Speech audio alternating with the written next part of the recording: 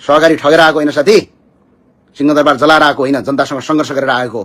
दमका साथ भन्छु, यदि त्यो दम छ तिमीहरूसँग भने, अहिले पनि दम छ भने सिधै स्पष्ट कुराका साथमा भन्छु तिमीहरूलाई, दम छ भने तिम्रो अध्यक्षलाई, तिम्रो सभापतिलाई, तिम्रो गृहमन्त्रीलाई म सांसद हो, संसदमा जवाफ दे भन। छ दम छ, ल जवाफ दे भन।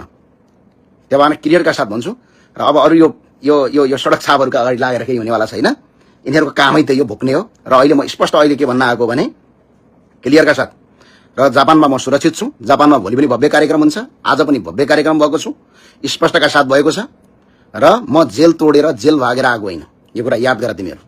ज्ञानेन्द्र साईजी, तपाईँको गतिविधि सामाजिक सञ्जालमा आजभोलि छात्ताछुल्लो भएका छन् र मैले बडा राम्रो तरिकाले तपाईँको भिडियो हेरेँ। तपाईँले के भन्दै हुनुहुन्छन्, अहिले सामाजिक सञ्जालमा तपाईँ आफ्नै कारणले गर्दा गाली खाँदै हुनुहुन्छ, तर त्यो गालीको रिस चाहिँ तपाईँले राष्ट्रिय स्वतन्त्र पार्टीका सभापतिलाई गाली गर्दै हुनुहुन्छ, देशका हाम्रा सामान्य के अरे प्रधानमन्त्रीलाई बालेन्द्र शाहलाई गाली गर्दै हुनुहुन्छ, देशका हाम्रा सामान्य गृहमन्त्रीज्यूलाई गाली गर्दै हुनुहुन्छ। हाम्रो मात्रै हो र, तपाईँको होइन र?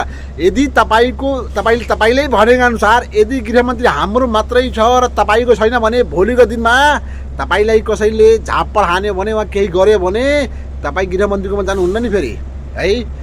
देश कसले जलायो, जेल तोडेर कसले भाग्यो, कसका हिम्मत छैन, को सडकबाट आयो, तपाईँ कहाँबाट आउनुभएको र? तपाईँ राजदरबारबाट आएको हो? कहाँबाट आउनुभएको तपाईँ? तपाईँ डोनाल्ड ट्रम्पको घरबाट आउनुभएको हो? कहाँबाट आएको तपाईँ? इन्डियाको नरेन्द्र मोदीको घरबाट आउनुभएको हो? तपाईँ आफ्नै गतिविधिले, आफ्नै चाल चलनले गर्दा सामाजिक सञ्जालमा तपाईँलाई मान्छेले ट्रोल गर्दाखेरि तपाईँले त्यो ट्रोलको रिस चाहिँ अहिले देशका सामान्य प्रधानमन्त्रीको माथि, राष्ट्रिय स्वतन्त्र पार्टीका सभापतिको माथि, देशका गृहमन्त्रीको माथि, देशका गृहमन्त्रीले तपाईँले गाली गरेको छ र?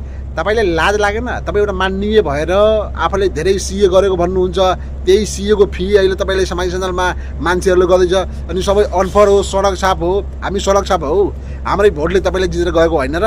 आज तपाईँ ठुलो भइसक्यो मान्छे, तपाईँको हैसियत, तपाईँको औकात र तपाईँमा कति क्षमता छ, तपाईँमा कति बुद्धि छ भने यही तपाईँको स्ट्याटसले, यही तपाईँको अभिव्यक्तिले छत्ताछुल्लो भइसकेका छ। तपाईँ कति पानीमा हुनुहुन्छ भने त्यो पनि हामीले बुझेका छौँ। अहिले तपाईँलाई जति गाली गरेका छन् सामाजिक सञ्जालमा, त्यो गृहमन्त्रीको कारणले गरेको छैन नि, बालेन्द्र शाहको कारणले गरेको छैन नि, रवि लामिछानेको कारणले गरेको छैन नि। तपाईँले किन आत्तिनु भएको होला यति? किन छाडा भन्नुभएको होला तपाईँले सामाजिक सञ्जालमा आएर? अनि सबैलाई भन्नुभएको छैन भन्नुहुन्छ, कसले भन्नुभएको? तपाईँले डाइरेक्ट गृहमन्त्रीले भन्नुभएको हो।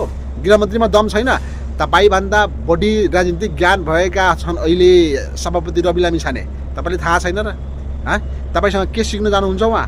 तपाईँले सिक्नु रवि लामिछानेबाट के गरिदिन्छ तपाईँलाई? रवि लामिछाने तपाईँलाई गाली गरेको, तपाईँलाई लाज लाग्नुपर्ने हो कि? तपाईँको अहिले इज्जत कदर सामाजिक सञ्जालमा नि खत्तम भइसकेको छ। अझ पनि बुद्धि पुऱ्याउनु, जापानमा हुनुहुन्छ, कसले तपाईँलाई के भन्यो त्यो व्यक्तिलाई डाइरेक्ट भेट्नु न तपाईँले। रवि लामिछानेले तपाईँले केही भनेको हो र? गृहमन्त्रीले तपाईँले केही भनेको हो र? बुद्धि कहाँ छ हो तपाईँको? बुद्धि गिद्धि कहाँ छ हो? भ्रष्ट भइसकेको तपाईँको बुद्धि। राम राम राम।